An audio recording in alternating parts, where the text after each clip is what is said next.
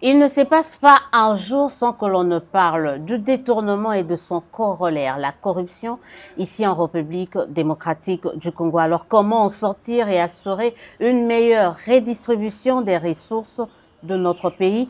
Bienvenue dans votre émission Dites-nous la vérité, qui reçoit pour vous le directeur adjoint de Ressources Matter.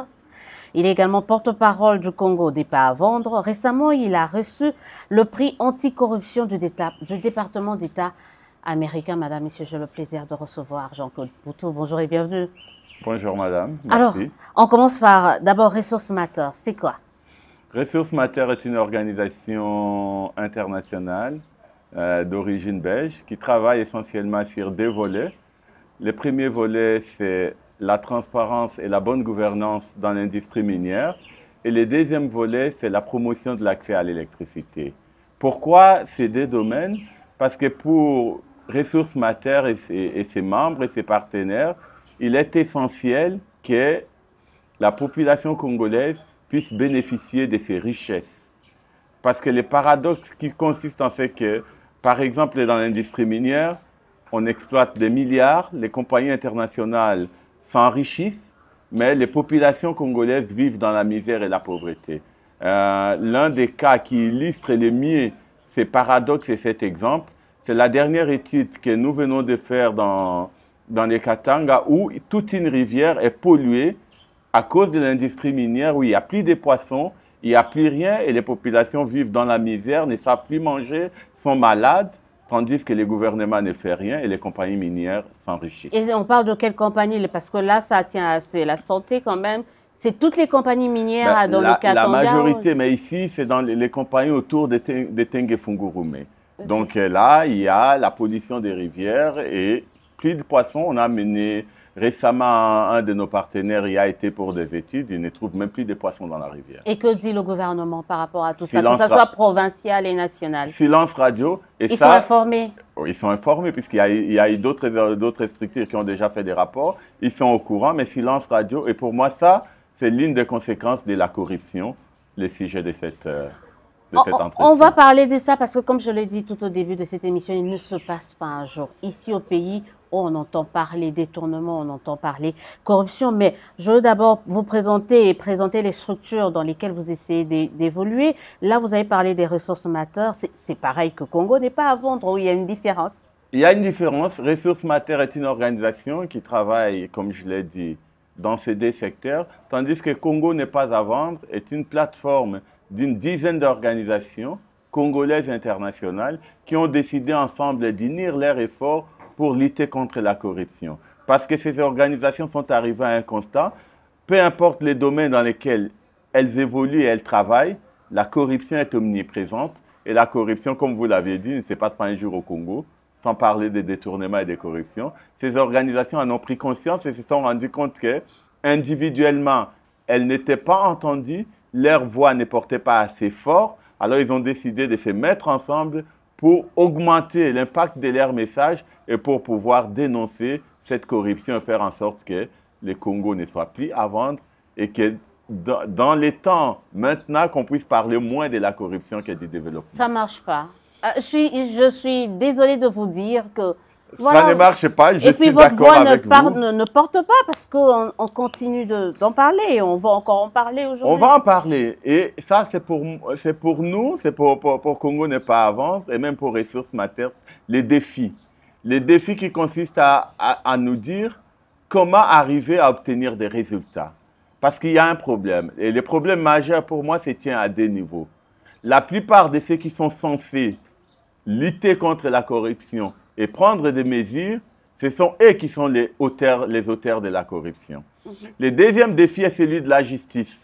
La justice ne fait pas son travail de réprimer, la justice est malade. Donc vous êtes d'accord quand même avec le chef de l'État quand il parle d'une justice malade? Totalement d'accord. J'ai applaudi le chef de l'État quand il a dit que la justice est malade. Mais le dire ne suffit pas. Il est le patron de la justice, il est le garant de la justice, il préside malgré tout le Conseil supérieur de la magistrature. Il est le magistrat suprême. Donc, c'est à lui d'agir. Il ne peut pas se contenter de dire que la justice est malade sans donner les médicaments qu'il faut. Et ça, c'est les défis. Et j'espère que les gouvernements, les chefs de l'État vont relever ces défis pour ce deuxième mandat. Sinon, ils nous trouveront sur leur chemin. Mais vous avez parlé de ce que le président, pour vous, ne fait pas au-delà de décrier, mais il y a des nouveaux magistrats qui ont été nommés. Est-ce que ce ne sont pas là des signes qui veulent que les choses changent et en mieux dans ce secteur? Je dirais que ça fait 30 ans qu'on a renouvelé les magistrats. Ce n'est pas la nomination des nouveaux magistrats qui va changer la chose. Ce qui doit changer, c'est des décisions judiciaires honnêtes. Ce qui doit changer, c'est des magistrats payés normalement avec des salaires qui leur permettent de vivre pour qu'ils échappent à la corruption. Ce qui doit changer, c'est qu'on rende notre justice indépendante et pas une justice aux ordres du politique. Et tout cela, la nomination de nouveaux magistrats ne les permet pas. Et on sait que plusieurs nouveaux magistrats se plaignent déjà de la corruption qu'il y a eu dans les processus de sélection et de nomination. Donc c'est déjà parti sur des mauvaises bases. On a besoin de décisions, des sanctions et des résultats, pas des nominations et des discours. En tout cas, on va parler de la corruption avant d'entrer dans notre vif du sujet. La corruption, le détournement, je tenais à parler de ça. Je veux prendre, et j'espère que je ne veux pas casser. Qu'on le veuille ou non, vous êtes notre homme anticorruption. Hein? Vous avez reçu le prix anticorruption et pas de n'importe quelle structure, département d'État américain. Qu'est-ce que ça vous fait? Écoute, j'ai envie de dire, je suis mal à l'aise d'être celui qui a reçu ces prix.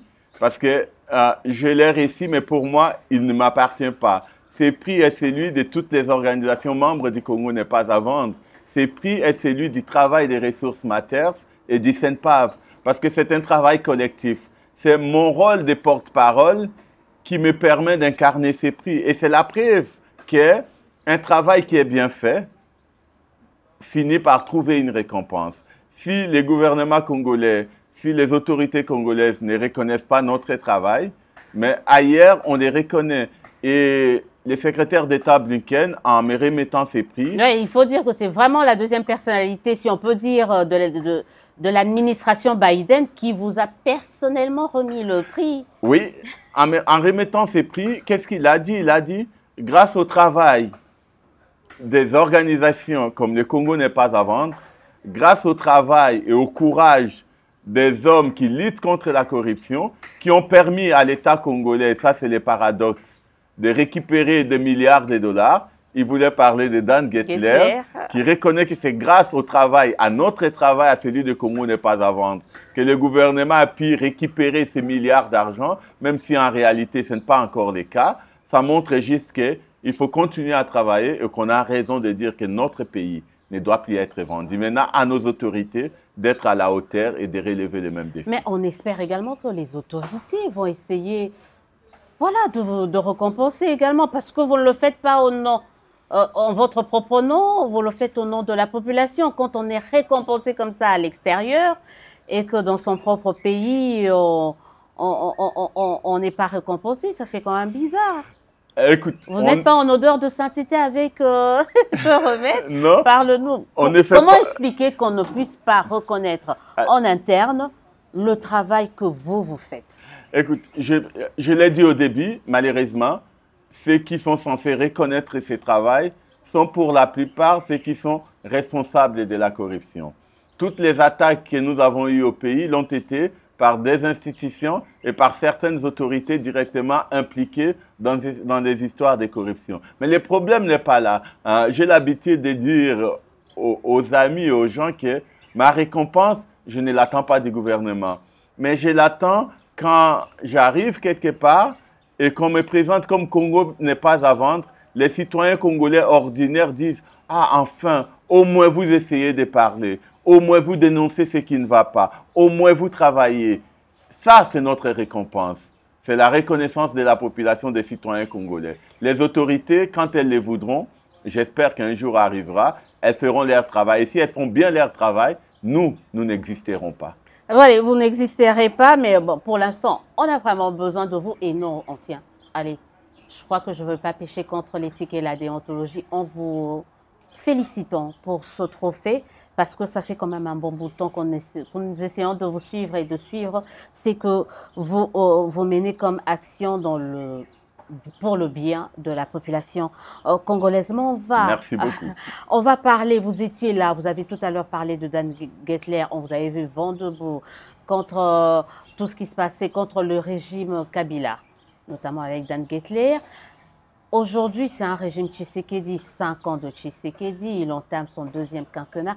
Est-ce qu'on peut, avec vous, faire déjà une évaluation de la lutte contre la corruption sous le régime Tshisekedi? En quelques mots, je sais que c'est vaste, mais décrivez-nous. En quelques mots, je dirais, il y a beaucoup d'activisme, mais sur les fonds, rien n'a vraiment changé. Vous l'avez dit dans votre introduction, il ne se passe pas un jour sans qu'on parle de détournement, sans qu'on parle de corruption. Et la presse est remplie des cas de détournement. De Dan Gettler, ça continue aujourd'hui. Aujourd'hui, c'est le gouvernement Tshisekedi qui s'est fait l'avocat de Dan Gettler pour lever la sanction. Mais il y a eu une compensation quand même. On est sorti gagnant. On a récupéré ce qu'il fallait récupérer. On n'a rien récupéré du tout, madame. Et d'ailleurs, c'est l'une des choses. Votre problème maintenant, ce sont les royalties. Pas uniquement les royalties, c'est tout l'accord avec Dan Gettler qui est à revoir. D'abord, avant tout, les royalties, évidemment, que Dan Gettler continue à gagner. Chaque jour, des milliers de dollars vont chez Dan Gettler aujourd'hui. Mais ensuite, l'accord en lui-même sur la récupération des actifs, aujourd'hui encore, personne ne sait prouver ce que valent ces actifs. Une chose. Deuxième chose, ce n'est pas du Congo, mais un journal israélien a révélé dernièrement que, contrairement à ce que Dan Gettler a dit, qu'il a remis tous les actifs au gouvernement congolais, il y a encore des actifs secrets qu'il détient sous des prête-noms. Et très récemment... Quels sont ces actifs pour qu'on soit vraiment concret? On a parlé d'une mine de cobalt secrète. Le journal n'a pas révélé de quelle mine il s'agit, mais il a été clairement des enregistrements audio qui montrent Dan Gettler en train de négocier qu'il y a d'autres mines qui valent plus d'1 milliard. Et ensuite, en plus de ça, on soupçonne aussi qu'il y a une autre mine de manganèse que Dan Gettler continue à posséder. Et tout dernièrement, ça c'est vraiment une histoire de quelques jours, un journal israélien a encore eu accès à des confessions d'un des avocats de Dan Gettler aux États-Unis qui raconte comment Dan Gettler a acheté les autorités congolaises, a corrompu les autorités congolaises. Ce sont des accusations graves. Nous, en tant que Congolais, on ne peut pas accepter qu'on puisse parler ainsi quand même de nos autorités. On ne les a pas achetées. Ce ne sont pas des accusations, ce sont des faits. Mais il n'y a pas eu d'achat. Vous aussi, en tant que Congolais, vous devez dénoncer cela. Je ne peux pas dénoncer quelque chose qui est réel. Quand un avocat dit que mon client a corrompu les autorités congolaises, quand on a sanctionné Dan Gettler aux États-Unis, qu'a dit le Trésor américain?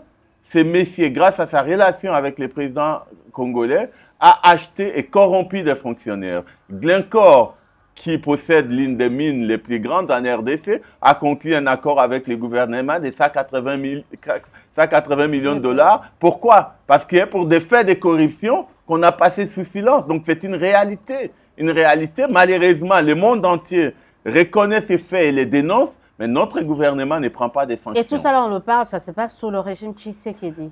Une partie sous le régime Tshisekedi, une autre partie sous le régime Kabila. Donc, il y a une suite logique de la corruption qui continue. Gettler était l'ami de Kabila. Aujourd'hui, il est l'ami de ces régimes, puisque c'est ce régime qui a signé cet accord et qui aujourd'hui les défend devant le gouvernement américain pour lever les sanctions. Donc, on n'a pas bougé d'un iota depuis que... On n'a pas bougé, beaucoup d'activisme, beaucoup de discours, comme je l'ai dit, mais les discours et l'activisme ne suffisent pas. Il faut des faits, il faut agir, il faut des résultats. Mais qu'en est-il de l'IGF? Il ne faut pas qu'on se leurre. Aujourd'hui, on sent qu'il y a les gens qui ont la peur, non seulement il y a des structures et des personnes qui ont la peur de ce gendarme qu'on appelle aujourd'hui IGF. Est-ce que vous ne sentez pas que ça bouge un peu de ce côté-là?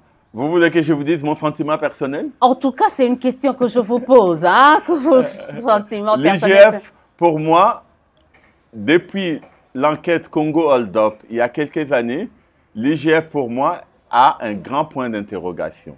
Je ne peux pas comprendre que les patrons de l'IGF puissent, en 2 jours, faire une interview sur les mêmes sujets et dire le contraire exactement dans la deuxième interview de ce qu'il a dit à sa première interview. Donc, à partir de ce moment-là, moi, personnellement, je m'interroge sur les sens. Vous dites l'IGF est là et pourtant, chaque jour, on parle de détournement. Mais aujourd'hui, de on en parle. corruption. Mais oui, aujourd'hui, on voit qu'il y a des dénonciations qu'on ne faisait pas à l'époque de Kabila. Aujourd'hui, on a vu qu'il y a des grands Bouanas, comme on les appelle ici, des grands patrons qui sont sur la sellette. Il y a des ministres qui sont également sur la sellette. Il y a des rapports.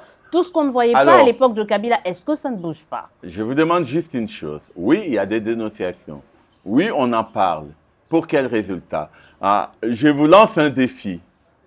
Dans une semaine, revenez vers moi et dites-moi, voilà ce que l'IGF a rapporté comme argent à l'État.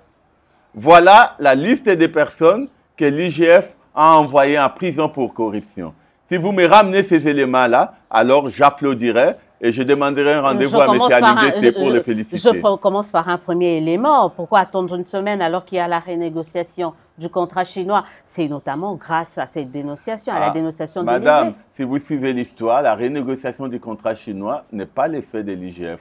Ça fait une dizaine d'années que nous, organisations de la société civile, que nous, Congo n'est pas à vendre, avons mis ces faits sur la table. Il y a que eu les le contrats rapport. chinois, il faut les renégocier. Mais vos dénonciations n'ont rien fait. Il y a eu le rapport de l'IGF qui, lui, a réussi à accélérer les choses. Et aujourd'hui, on a les rapports de l'IGF a été un élément de plus dans une dénonciation, dans une campagne que la société civile mène depuis plusieurs années. La première chose. La deuxième chose, aujourd'hui encore, moi j'attends la publication des renégociations du contrat chinois. On parle de 7 milliards. Est-ce que ces 7 milliards, selon certaines sources, à ma connaissance, ce sont 7 milliards qui feront encore des prêts, qui passent par l'Exim Bank, qui échappent totalement au contrôle du Trésor public national. Donc là aussi, il y a des questions et d'ailleurs... Mais on a dit que vous étiez parmi les absents, M. Mputu, au Congo des pas à vendre, vous n'avez pas participé à des tables rondes. Pourquoi? Parce que les processus pour ensuite venir dénoncer aussi. Non, parce que les processus sont non transparents. Et d'ailleurs, si vous avez un peu de patience, dans les jours à venir, nous sommes en train de terminer notre rapport sur la renégociation du contrat SICOMINE. Bientôt, il va sortir et nous posons toute une série de questions au gouvernement congolais sur lesquelles nous espérons avoir des résultats. Parce que si on est fier de la volonté du président de la République de renégocier les contrats, parce que c'est une demande de la société civile, on est très exigeant sur ces renégociations. Parce qu'il ne faut pas que les renégociations soient au modèle des renégociations passées. Ce n'est pas la première fois qu'on renégocie les contrats. Sous Kabila, il y a eu des renégociations de contrats et pour finir, il n'y a jamais eu de résultats pour les Congos. Ce dont on a besoin, c'est que les renégociations servent les intérêts du peuple congolais, qu'on voit les résultats sur le terrain et pas que les renégociations servent à remplir les poches des dignitaires et des négociateurs. Est-ce que, Jean-Claude Poutou, est-ce que vous n'êtes pas dans votre rôle d'activiste ou d'activisme parce que vous refusez, par exemple, d'approcher des structures étatiques qui luttent contre la corruption, notamment l'IGF? Il faut essayer de discuter. Est-ce que vous avez déjà eu le temps de rencontrer l'IGF? On n'a jamais refusé de rencontrer les autorités. Une invitation ou est-ce que vous avez fait la démarche? Bien sûr, tous nos rapports. Il ne vous a jamais reçu? Toutes nos recherches sont envoyées aux autorités. Donc, nous sommes conscients d'une chose. Nous n'avons pas la capacité d'agir. Seules les autorités peuvent agir. Et donc, nous avons besoin des autorités. Au point que nous sommes allés jusqu'à faire plusieurs dénonciations avec des dossiers, avec des preuves à la justice congolaise. La justice, jusqu'à présent, ne nous a jamais répondu. Même pas un simple accusé de réception, même pas un rendez-vous de la part des procureurs pour discuter avec nous des dénonciations, des dossiers que nous avons déposés à la justice. Le Congo n'est pas à vendre, est prêt à rencontrer les autorités, à discuter avec eux. Nous l'avons fait par le passé, nous sommes destinés à le faire, sauf que les autorités ne veulent pas qu'on leur pose des questions. Mais là, je parle d'un peu au-delà. Là, je parle par exemple de l'IGF. Est-ce que vous, Congo n'est pas à vendre, avez fait une démarche, demandé une audience? Nous avons travaillé avec l'IGF lors du dossier Congo Holdep. On a échangé d'informations, on a échangé des documents. Donc, il y a des passerelles, en fait. Il y avait des passerelles. Quelle n'a pas été notre surprise lorsque, à la fin, quand nous publions nos dossiers, l'inspecteur général fait une interview sur Radio France Internationale pour féliciter notre travail, pour reconnaître notre apport à cette lutte, à cet engagement, et que le lendemain, il accorde une interview à un autre média privé où il nous traite d'anti-patrie, d'anti-nationaliste. Comment voulez-vous qu'on ait encore le courage de discuter après ça? Ça, c'est la question. Aujourd'hui, comme je vous l'ai dit, moi, je suis prêt, le Congo n'est pas à vendre, est prêt à rencontrer les autorités. Et d'ailleurs, c'est un message que je peux lancer aujourd'hui, c'est qu'on a, au début d'un nouveau quinquennat, on a une nouvelle première ministre qui connaît bien les questions et nous espérons que dans les jours à venir, on aura des occasions de nous rencontrer, de mettre tous les dossiers sur la table et d'arrêter de faire de la lutte contre la corruption un cinéma, mais d'en faire réellement une réalité avec des résultats. Pour que demain, les presses ne parlent pas que de détournements, mais que la presse parle des sanctions. En tout cas, en attendant les sanctions, tout à l'heure, vous avez parlé de sanctions avec les magistrats, parce que tout ce qu'on dénonce, en tout cas la presse dénonce comme corruption, on n'aboutit toujours pas, mais on continue d'en parler et on va en parler plusieurs dossiers. Oui. Et on en rigole, on en rit, mais quand on parle de détournement ici en République démocratique du Congo, ça c'est en termes des millions. Le dernier ou les récents cas en date, pas le récent, mais vous avez publié d'abord, vous, Congo n'est pas à vendre, un communiqué intitulé nos identités ne sont pas à vendre. C'était par rapport à l'ONIP. Qu'est-ce qui se passe autour de ce marché? Alors, autour de l'ONIP, il y a un flou total. Heureusement que certains de vos confrères et vous-même faites quand même un travail approfondi. Quelle n'a pas été notre surprise de découvrir dans les médias, dans plusieurs médias, que les dossiers, les contrats qui ont été signés autour des cartes d'identité étaient un contrat qui avait violé les lois parce qu'il n'y avait pas eu appel d'offres. Première chose. Et ça, c'est fondamental. Et c'est une question qui est générale. Pratiquement dans tous les dossiers importants, de la CENI aux cartes d'identité, même à des infrastructures, même dernièrement, ces contrats que notre presse a parlé, sur les puits d'eau. On va en parler, c'est le deuxième sujet. Exactement. Alors, sur les cartes d'identité, qu'est-ce qu'on découvre? On découvre qu'il y a un contrat avec un prestataire sans appel d'offres. Première violation de la loi et des règles. Deuxième chose, on découvre finalement que l'État apporte l'essentiel de l'apport et qu'en retour, il n'a qu'un tiers des bénéfices. Et que l'entreprise Contratract, finalement, s'engage à quelque chose, mais le niveau de décaissement n'est pas assez élevé. Et donc, finalement, c'est l'État qui investit, qui paye tout, et c'est l'entreprise qui récolte des bénéfices. Quand j'ai pensé à ces dossiers, au dossier carte d'identité, ça nous a rappelé les dossiers Semlex et les passeports. Même montage de prix, le gouvernement paye tout et d'autres personnes s'enrichissent au détriment des gouvernements. Voilà pourquoi nous avons demandé d'une part une enquête, la suspension du contrat, une enquête judiciaire pour faire la lumière tous ces contrats, d'autant plus qu'à l'intérieur, au sein de l'ONIP, les gens ne comprennent pas que, alors qu'il y avait déjà eu de l'argent engagé, ou qu'on avait parlé d'unir l'ONIP et la CENI pour prendre les données de la CENI, que cet aspect des choses soit complètement abandonné et qu'on ait un nouveau marché. Alors finalement, qui utilise quoi?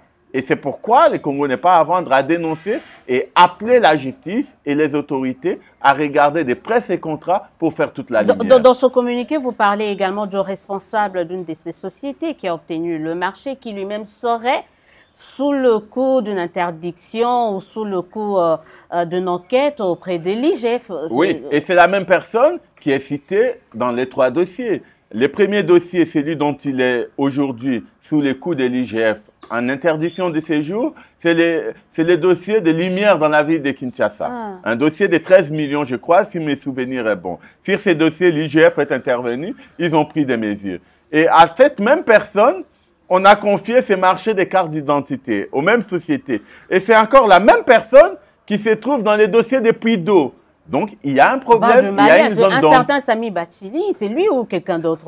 Oui, c'est lui et son entreprise. Et ses entreprises. Donc, c'est le même qui se retrouve dans les trois dossiers. Exactement. C'est un expat aussi, après. Mais oui, mais là n'est pas le problème. Mais qui travaille avec des Congolais. Avec des Congolais. Et tous les contrats sont des contrats publics. Donc, qui engagent nos autorités. Ça veut dire que ce n'est pas lui les responsables, mais c'est nos autorités qui ne respectent pas nos lois, qui ne signent pas des contrats en faveur de l'État, qui ne vérifient rien. On ne peut pas concevoir que le creusage d'un puits coûte plus de 300 000 $, près de 300 000 $. C'est juste incompréhensible. Et pourtant, le Trésor public a décaissé de l'argent. Donc, toute la chaîne des dépenses publiques est impliquée et ça fait désordre. Voilà, ça fait désordre. Là, on parlait de l'ONIP, mais on se rend compte qu'il y a une sorte de corrélation entre l'ONIP et cette histoire de forage où des ministères ou des ministres sont également impliqués.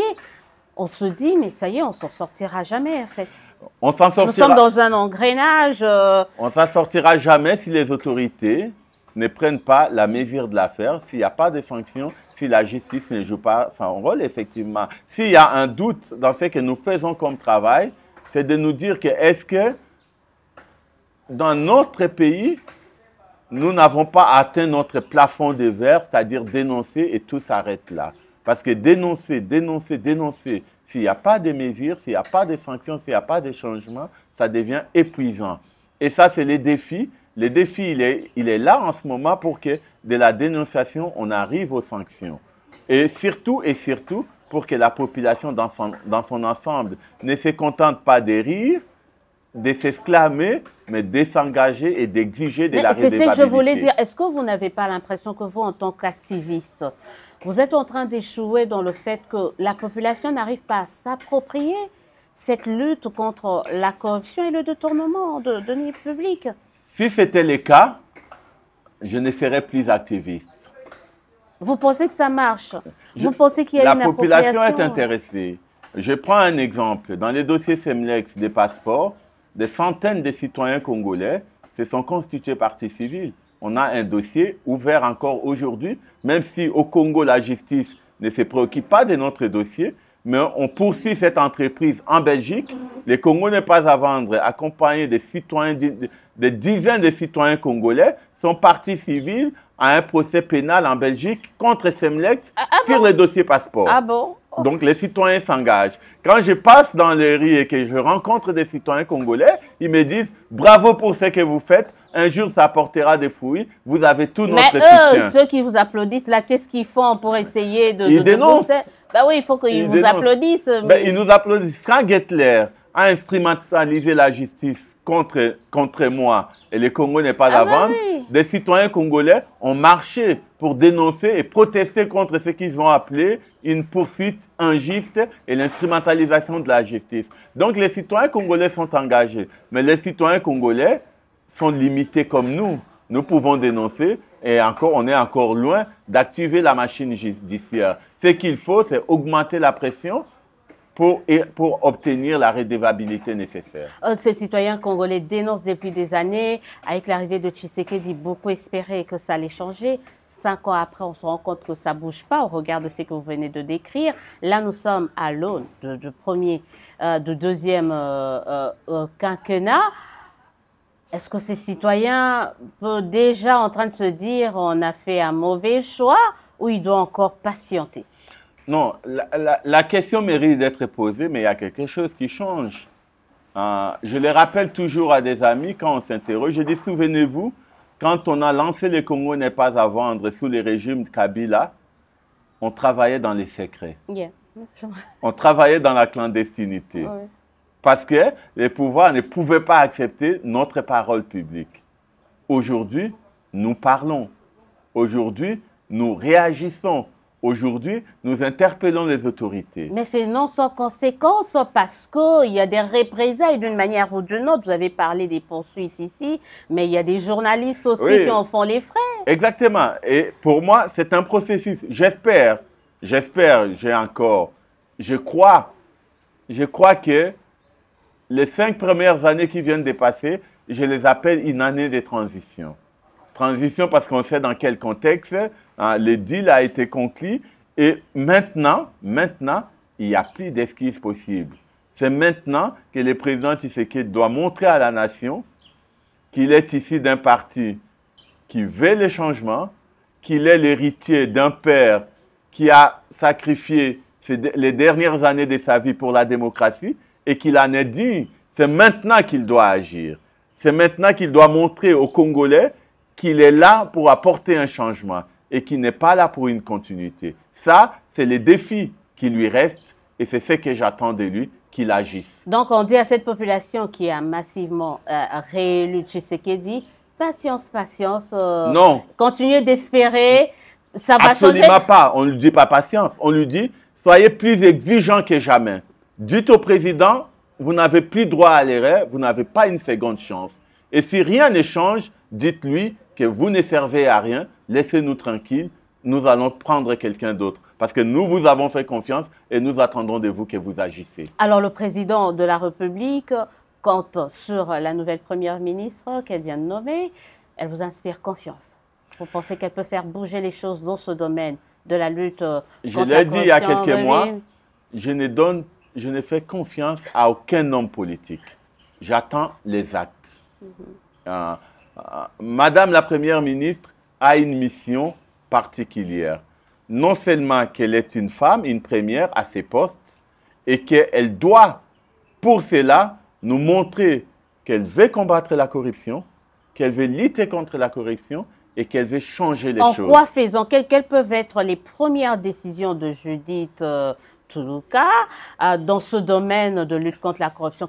Comment doit-elle se faire? Le choix de ces ministres est pour moi le premier critère.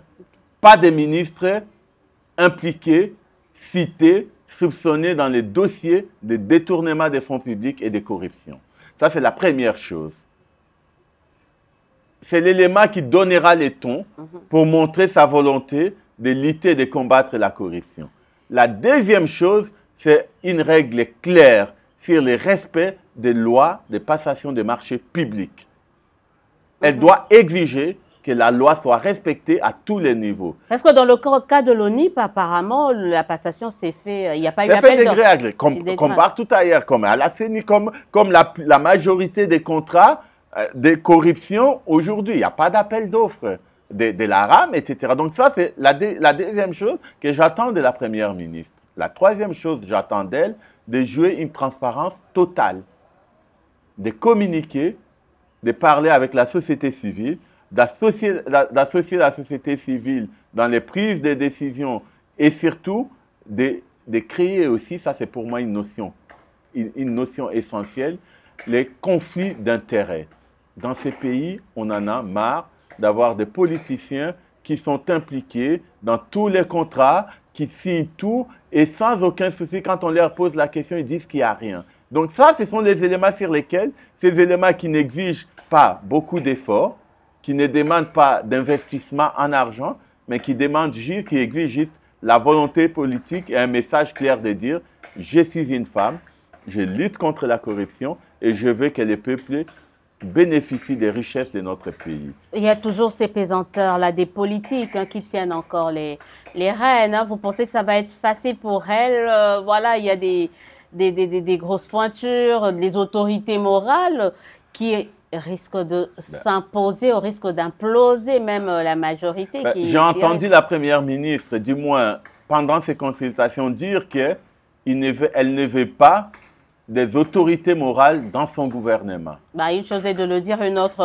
est de l'appliquer. Voilà pourquoi j'ai dit que le premier test est celui de la composition de son gouvernement. Et j'ai entendu dire que cette volonté est partagée par le président de la République. Donc, au-delà de nous montrer qu'ils veulent donner un signal fort à la population, pas des autorités morales, mais des hommes et des femmes qui veulent travailler et qui ne sont pas impliqués dans les dossiers de corruption. Pas impliqués, là, on embraye un tout petit peu dans l'aspect politique, ça traîne, on essaie de se comparer, on se compare avec le Sénégal qui a organisé les élections après nous, qui a un gouvernement qui fonctionne. Écoute, malheureusement... C'est lassant quand même, on est là, c'est vrai qu'on dira qu'il y a la Constitution qui est là, mais franchement, les politiques congolais, on se dit, on n'est pas pressé. La Constitution ne dit pas qu'il faut 4 mois pour mettre en place un gouvernement. Pas de bureau définitif de l'Assemblée nationale, pas de gouvernement. Ça montre les degrés, je dirais, je ne vais pas dire de l'amateurisme. C'est quoi la paresse? J'aurais un mot plus fort.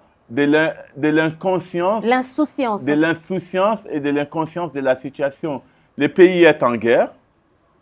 La situation économique est désastreuse.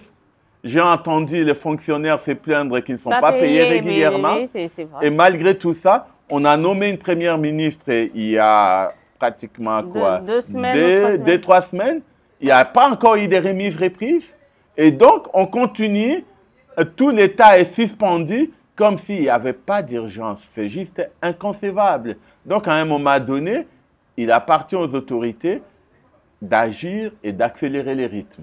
D'accélérer les rythmes, on l'espère. En tout cas, on souhaite. Il y a tellement des priorités, tellement des choses à faire dans ce pays qu'il faut que ça aille vite et à tout le niveau quand même. Il ne faut pas qu'on dorme sur nos lauriers. On va bientôt terminer. Mais je voulais parler avec vous pas d'un concept, mais d'une opération que vous essayez de mener, Mwangaza. C'est quoi? L'électrification dans les milieux? Mwangaza, qui veut dire simplement lumière, oui. C'est un groupe d'organisations mis en place par Ressources Matters et des organisations partenaires à travers le pays qui s'engagent pour que l'électrification du Congo devienne une réalité, vu nos potentiels. Et donc pour cela, on a mis en place une plateforme qui s'appelle Congo Epela, qui propose les meilleures solutions d'électrification pour les pays. Ah, voilà, vous n'êtes pas que dans la dénonciation, vous êtes non, dans les propositions. Absolument pas. Notre rôle n'est pas de dénoncer. On dénonce la corruption. Mais par ailleurs, on apporte des contributions pour permettre au pays d'avancer. Et dans ces domaines-là, avec Congo Epela, avec nos partenaires des réseaux Mwangaza, on travaille véritablement, et d'ailleurs en grande intelligence, avec les institutions publiques pour permettre l'électrification. Dans ce cadre, on a lancé un nouveau projet qui s'appelle Pont Mine Énergie pour pousser les ETD, donc les entités territoriales décentralisées, qui reçoivent l'argent de la redevance minière à se doter de leur propre projet d'électrification. Puis on a un autre projet pour lequel on vient de signer un accord avec la SNEL, qui est celui de l'autonomisation des bâtiments publics. Donc là, on a démarré un projet de la modélisation des bâtiments publics à Kinshasa pour montrer au pouvoir public qu'avec les soleils, au lieu de continuer à ne plus avoir d'électricité, les bâtiments publics peuvent devenir autonomes. Donc, on est aussi dans la proposition et dans la construction. Et ça marche, il y a déjà des populations qui bénéficient de ces projets? Non, parce qu'à la différence des agences, des bailleurs de fonds, Ressources Matters n'est pas un bailleur de fonds. On n'a pas le moyen, on n'a pas d'argent. Par contre, ce qu'on fait, c'est qu'on met tout à la disposition du gouvernement. On fait la modélisation, on montre au gouvernement, voilà, on a fait la modélisation, maintenant allez-y. Avec Congo Epela, on propose non seulement au gouvernement, mais aux entrepreneurs, à la population en général, qu'aujourd'hui, si vous voulez savoir comment on peut électrifier un village Libenge ou Bakajika, vous pouvez aller sur la plateforme, arriver sur votre village, sur votre ville et voir aux alentours quelles sont les sources, quelle est la meilleure source pour électrifier. Ça peut être une centrale d'eau, vous avez l'emplacement, vous pouvez même évaluer combien ça peut coûter, ou une centrale solaire, ou une centrale éolienne. Donc ça, c'est notre contribution. Des études déjà faites, avancées, qui montrent ça et qui permettent aux gens qui veulent, qui ont de moyens, ou à l'État, de pouvoir investir. Et par l'État, là, ça me vient à l'idée, il y a un programme, le projet Anseur, je pense, qui est dans l'électrification dans le milieu rural, donc qui peut également s'en inspirer. Exactement, on travaille en partenariat avec Anseur. Il y a 3 semaines, je pense, j'étais en vidéoconférence avec les DG de l'Anseur, justement pour discuter de la meilleure manière de renforcer notre collaboration. Renforcer la collaboration, on en parlera encore et encore pour voir si ça va entre vous les activistes, ou nous les activistes, parce que les journalistes le sont aussi d'une certaine manière, et l'État dans la lutte contre la corruption ici en République démocratique du Congo. Un mot de la fin pour terminer, Jean-Pierre? Le mot de la fin pour moi vient en 2 temps. En premier temps, la collaboration entre les institutions publiques et les autorités, ainsi que la société civile, est une nécessité, et je dirais même une obligation, pour pouvoir avancer dans la lutte contre la corruption.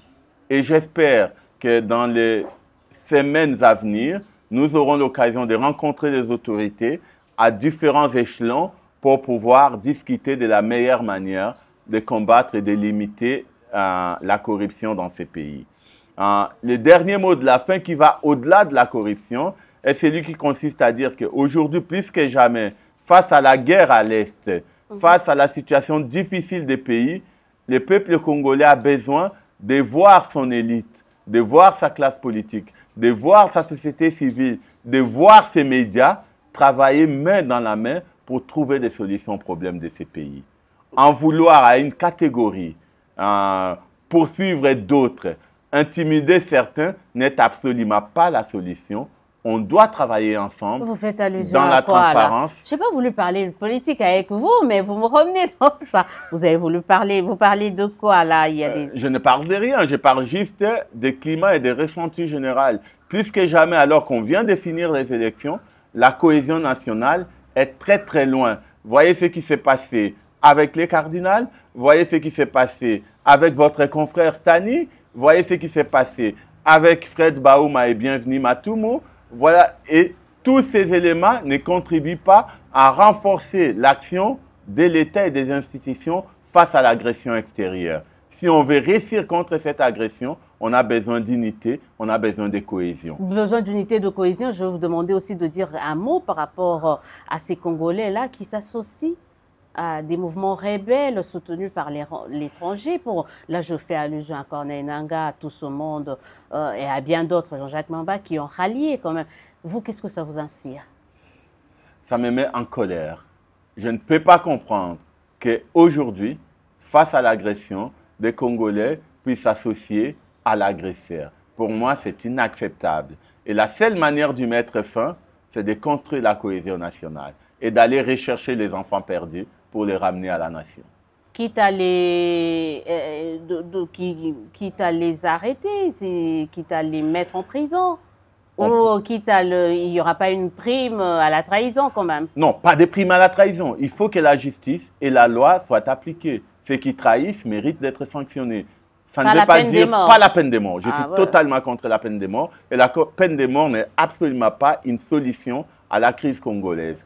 La solution passe par la cohésion, la bonne gouvernance et la lutte contre la corruption. En tout cas, on en parlera très prochainement parce qu'aujourd'hui, j'ai voulu circonscrire quand même les débats autour de la corruption et de la lutte, mais je crois que prochainement, on parlera de la situation politique en général et j'espère qu'on aura déjà un gouvernement et on aura déjà les bureaux des assemblées nationales et provinciales et au niveau du Sénat et qu'on aura toutes les institutions en place. Je l'espère de tout cœur. On se dit merci, à très très bientôt. On termine avec ça. Notre homme anticorruption, voilà, un prix décerné par le département d'État américain et j'espère qu'ici, à l'intérieur, il y aura quand même une petite manifestation, si pas une grande, parce que voilà, le trophée, il est grand, il est peut-être petit par la taille, mais il représente un travail de qualité que sont en train de mener les activistes dans le domaine de la lutte contre la corruption ici en République démocratique du Congo. Ouais, c'est par ces images, je reste avec, c'est pas à moi, mais je reste avec. On se dit au revoir, à très très bientôt pour un nouveau numéro de votre émission. Dites-nous la vérité. Merci. Bah, je vous remets aussi. Hein.